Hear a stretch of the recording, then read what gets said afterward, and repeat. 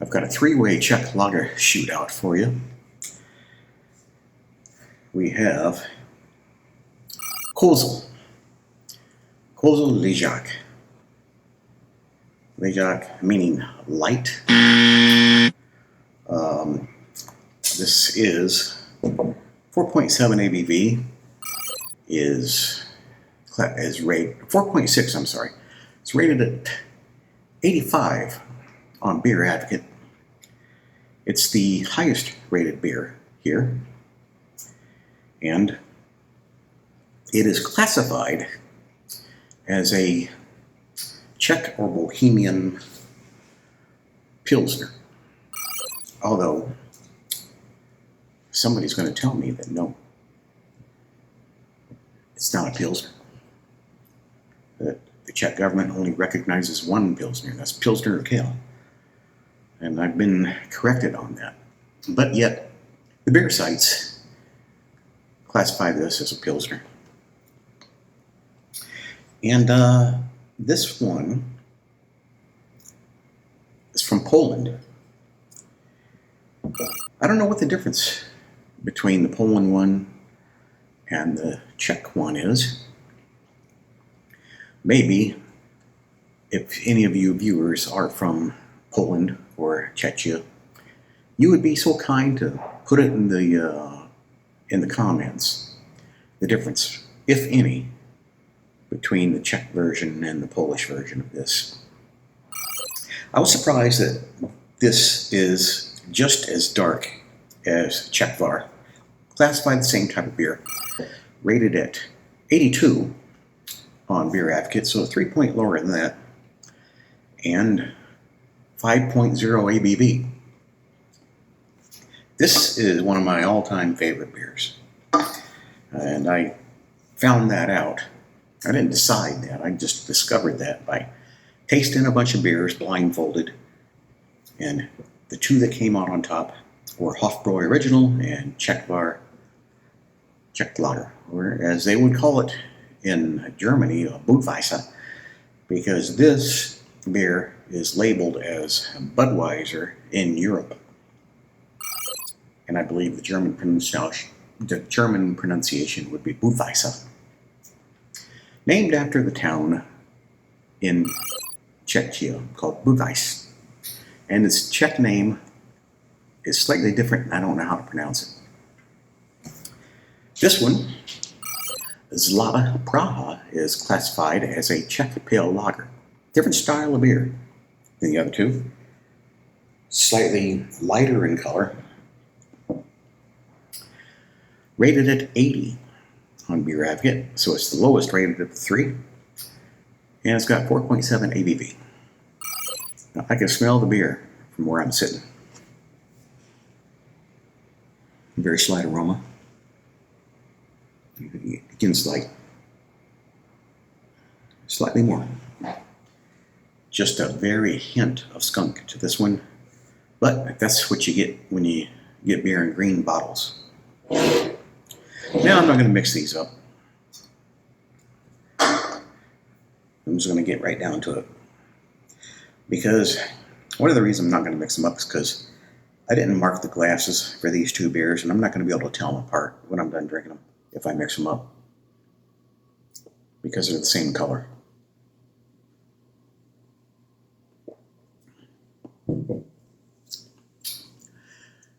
Okay, it's got some tang to it. A little bit of bite up front. Kind of sweet.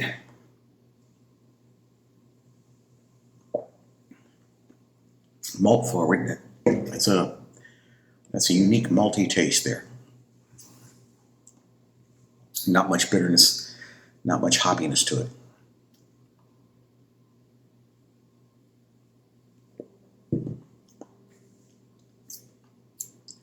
But it's got a little bit of a zing to it. I wouldn't call it spicy. I would call it a tingliness.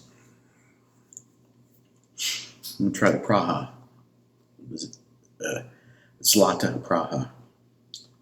If I'm not mistaken, I think Zlata means gold.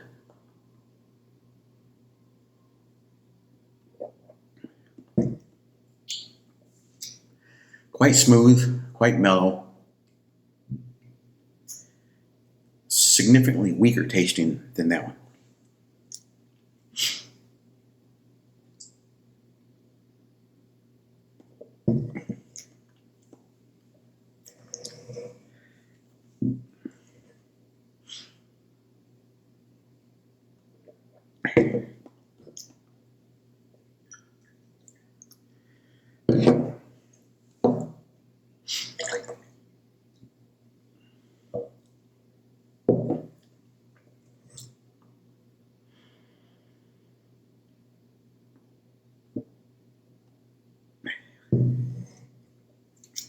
Got some bitterness.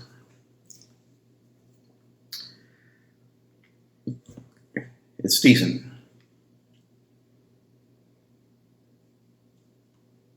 But I believe I prefer the Kozel.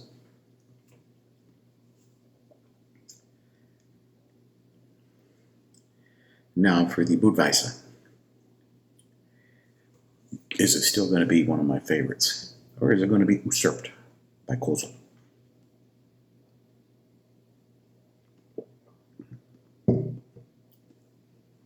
Nope, it's going to remain one of my favorites.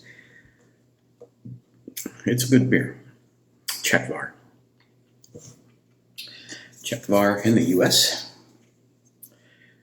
But if you get the same beer in Europe, it's going to be labeled Budweiser with almost an exactly same looking can as this, with the same font, only that Czechvar is going to be written the same but spelled out as Budweiser in English.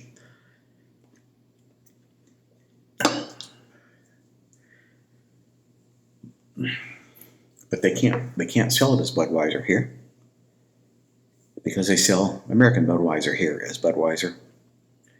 And they can't sell American Budweiser as Budweiser in Europe. Instead, they call it Bud. This beer is owned by the government of Czechia. It's a government-owned beer, and it's a good thing. Because the government's not selling it. The government, I think, acquired ownership of it to protect it. Because if somebody like Anheuser-Busch InBev bought this Budvar brewery, they would change the name of it and wouldn't call it Budweiser anymore, even though it comes from the town Budweis or Budweis in Bohemia, from where it gets its name. So they would change the name. They would start selling American Budweiser as Budweiser in Europe, and who knows what they would name that to. So the Czech, and I don't know if that's why the Czech Republic has acquired ownership of this brewery, I don't know. But that's something I heard, and it kind of seems plausible. And it's good, though.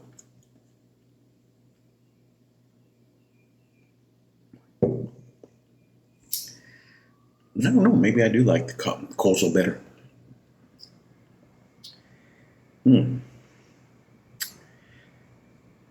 It's good.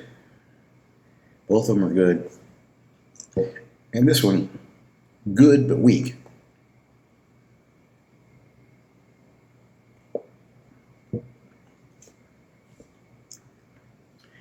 I mean, it's not necessarily weak as watery, but it's weak compared to these two. There's a distinctive difference where you can tell side by side where these two are stronger tasting, have more tingliness, more tanginess, stronger flavors than this one. This one's smooth, which maybe some people like. Maybe some people prefer that.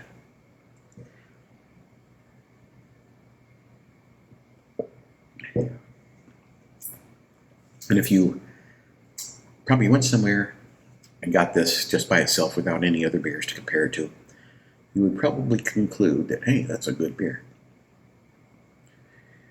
You would probably do that with each of these. But it's only when you get a beer and compare it side by side with another beer do you really notice any kind of difference.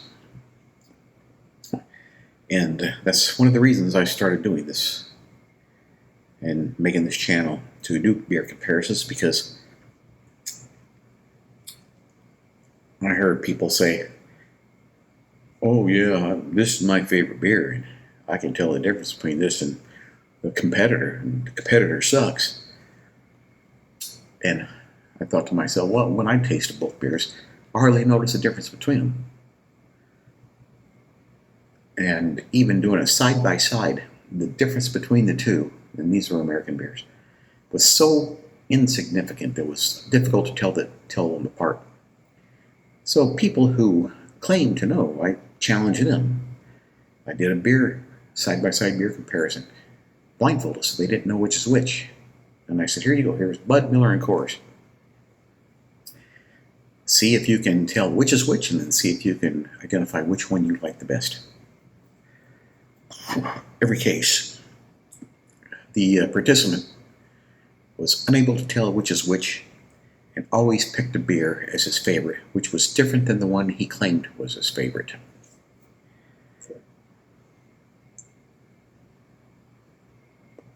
So I expanded that idea. Started doing American versus European beers. Because Europeans, especially the Brits, say that American beer is like making love on a boat. And I'm not going to say what that means, for those of you who don't know. But most of you probably do know what that means. So I decided to try it.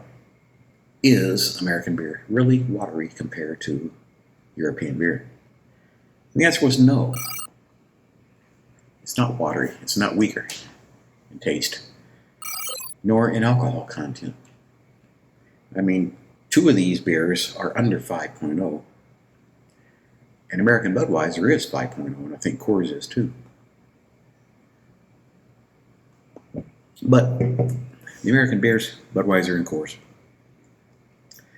and Miller, are all adjunct lagers.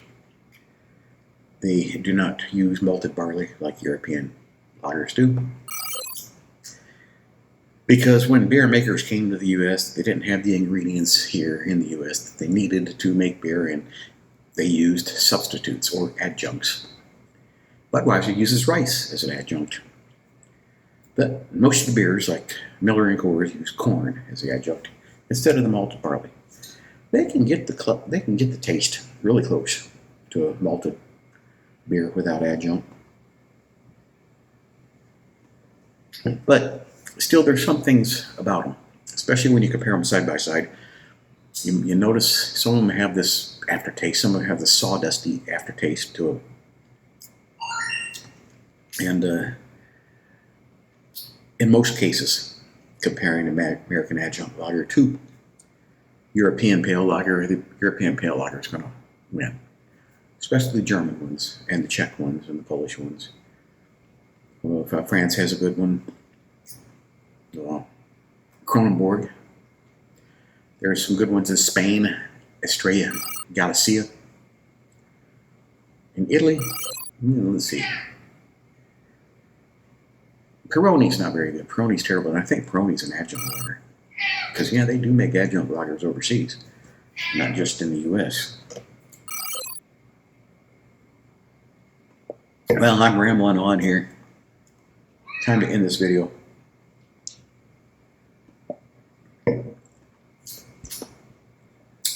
Yeah, I'm going to stick with Czechvar as the winner here. Czechvar, followed by Kozel, followed by Zlatá Praha. So there you go. 1, 2, and 3. Thank you for watching.